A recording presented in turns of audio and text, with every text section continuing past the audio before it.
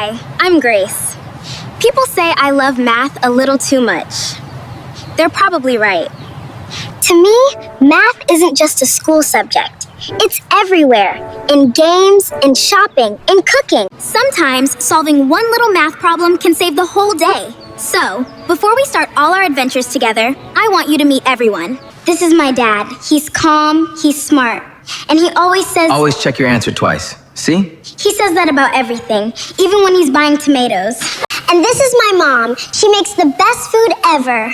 Well, maybe I'm a little biased. Grace, did you wash your hands? She asks that every single day.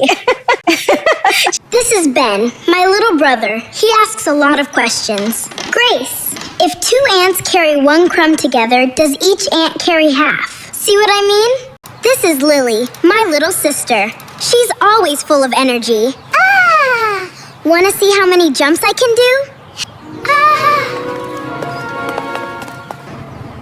This is Vera. She's one of the smartest people I know. She loves reading, she loves science. She even reads instruction manuals for fun.